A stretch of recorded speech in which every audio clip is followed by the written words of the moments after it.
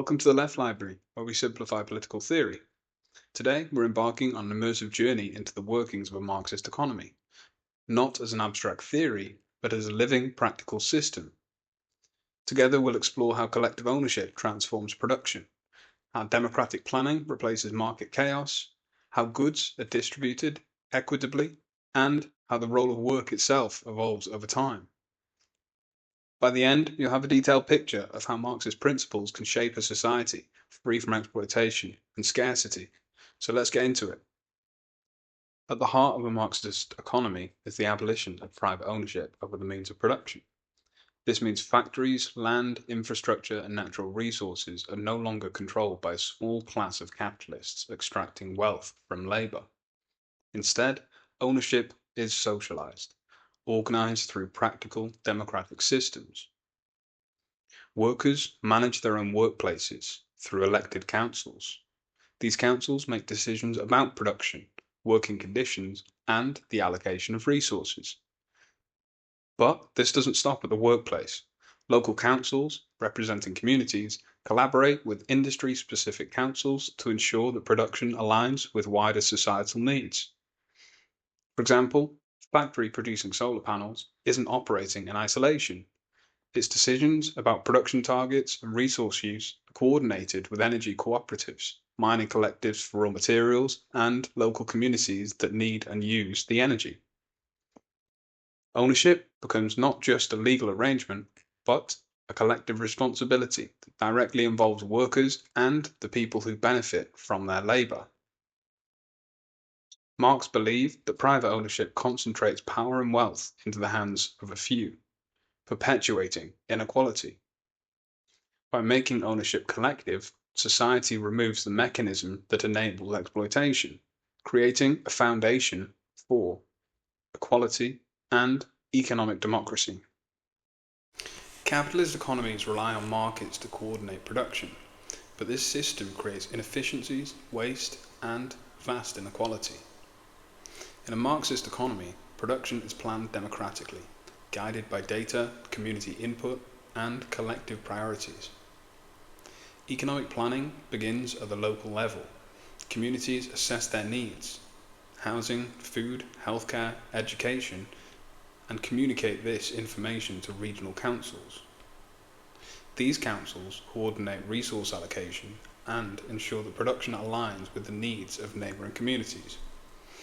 At the national level, large-scale projects like building renewable energy infrastructure or upgrading transportation systems are prioritised, ensuring long-term development.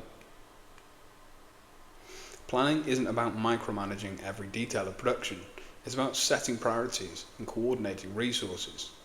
For example, if several regions report a shortage of housing, planners allocate materials like timber and steel to construction collectives, while scaling back production in non-essential sectors. Decisions are informed by workers, communities, and environmental experts to ensure that planning is adaptive, equitable, and sustainable.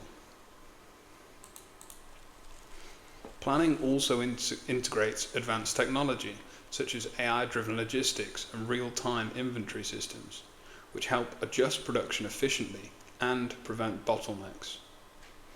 Unlike the unpredictable chaos of markets, this system ensures stability and accountability.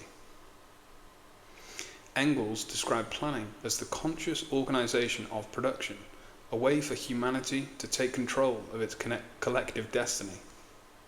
It's not about bureaucracy, it's about empowering communities and workers to shape their own future. Under capitalism, production is driven by profit. Companies overproduce goods to maximize sales, often ignoring real human needs or the ecological damage caused by their operations. A Marxist economy shifts the focus to use value, producing goods and services that fulfill genuine needs rather than generating wealth for a few. Industries are prioritized based on social necessity. Housing, healthcare, education, and food production receive the most resources and labor. For example, if planners identify that a region requires 100,000 homes, factories producing construction materials adjust their output to meet this target. Non-essential goods, like luxury items, are produced on a smaller scale, based on the community demand.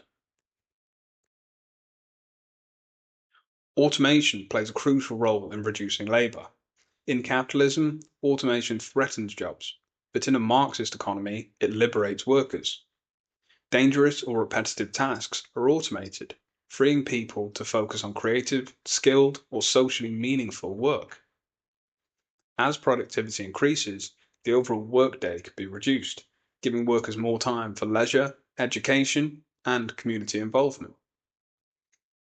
Marx critiqued capitalism's focus on exchange value, arguing that it leads to alienation and waste. By centering use value, a Marxist economy proclaims production as a social good, aligning it with both human and ecological well-being. One of the most profound transformations in a Marxist economy is how goods are distributed. In capitalism, access to resources is dictated by wealth. In a Marxist system, distribution is based on need. Essentials like housing, food, and healthcare are guaranteed to everyone. For example, housing isn't treated as a commodity to be sold or rented, it's a right for every human.